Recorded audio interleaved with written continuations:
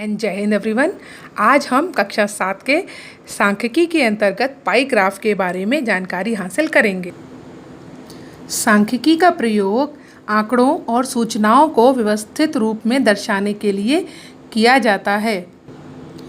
आंकड़ों को दर्शाने और तुलना करने के लिए हम विभिन्न प्रकार के ग्राफों का प्रयोग करते हैं। जैसा कि सबसे पहले हम देखते हैं बार ग्राफ। इसी से मिलता जुलता एक और ग्राफ है जिसे हम हिस्टोग्राफ के नाम से जानते हैं। इन्हें हम दंडारेख भी कहते हैं। दंडारेख जैसे कि आप देख रहे हैं, दंड के आकार के ये स्तंभ बने हुए हैं।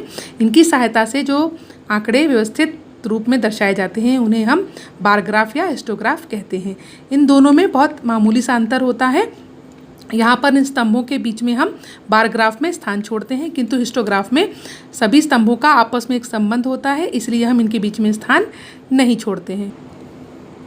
एक अन्य तरीका है जिसे हम पिक्टोग्राफ या चित्रारेख के नाम से जानते हैं, जिसमें हम चित्रों के माध्यम से अपनी सूचनाओं को व्यवस्थित करते हैं। जैसा कि आप यहाँ चित्र में देख सकते हैं, अलग प्रकार के फेवरेट फ्लेवर चॉकलेट के या आइसक्रीम के दिए गए हैं कि कितने व्यक्ति कौन कौन से आइसक्रीम एंड चॉकलेट पसंद करते हैं। आइसक्रीम चॉकलेट नाम सुनकर तो बहुत मज़ा आया होगा ना।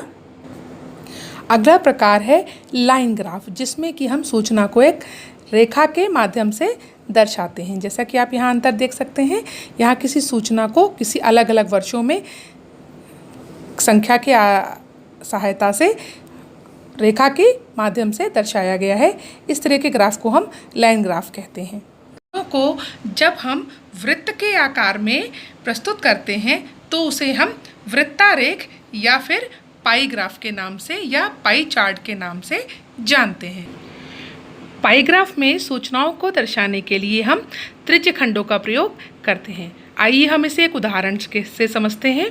इस समय जैसे कि आप लोग जानते हैं, लॉकडाउन का समय है और हर जगह कार्य बंद चल रहे हैं, तो लोग अपने कार्य क्षेत्रों से अपने घरों को लौट रहे हैं।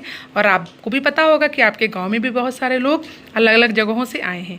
तो एक उदाहरण ले लेते हैं।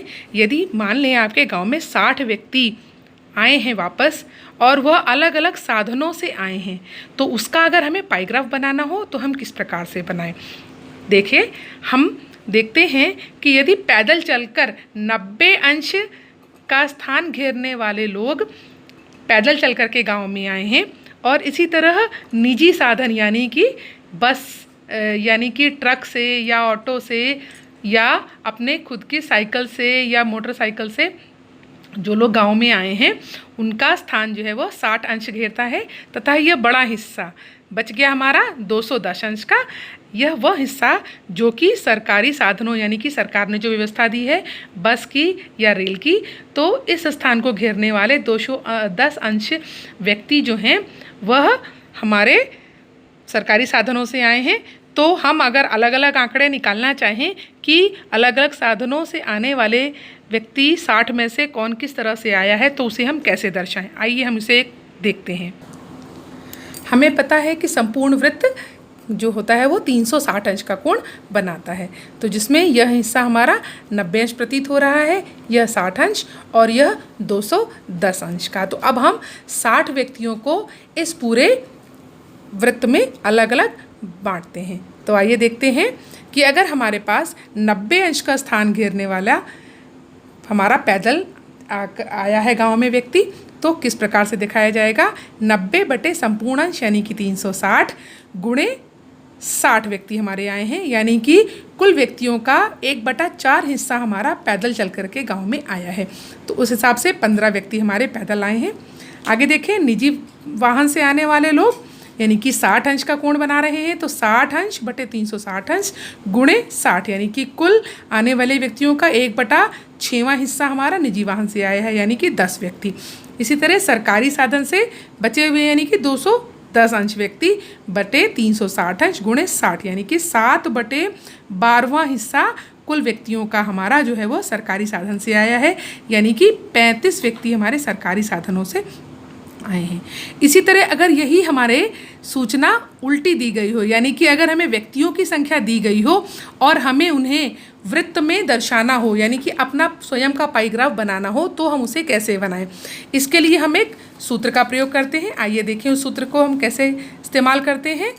ये है कि कि त्रिज्य खंड के केंद्रीय कोण की माप बराबर होती है संगत आंकड़ा बटे कुल आंकड़ा गुणे 360। यानी कि अगर हम देख लें कि 15 व्यक्ति हमारे आए हैं, 60 में से 15 व्यक्ति हमारे पैदल चल कर के आए हैं, तो 15/60 गुणे 360, 15/60 गुणे 360, इसको हम हल करते हैं तो 60 गुणे 6 बराबर 360 होता है। तो 60 को से भाग किया 360 को, 6 बचा और 15 छक्का 90, यानी कि 90 अंश का व्यक्ति हमारे पैदल चल करके गांव में आए हैं। और इस तरह से हमने देखा कि हम कुल 4 तरीकों से अपने आंकड़ों को व्यवस्थित रूप में दर्शा सकते हैं। नंबर 1 बार ग्राफ या हिस्टोग्राम, नंबर 2 पिक्टोग्राफ या चित्रारेख, नंबर 3 लाइन ग्राफ या फिर इसको हम रेखा ग्राफ भी कहते हैं, और नंबर 4 पाई ग्राफ। अगले अंक में हम आंकड़ों की केंद्रीय प्रवृत्ति के बारे में जानकारी हासिल करेंगे। धन्यवाद।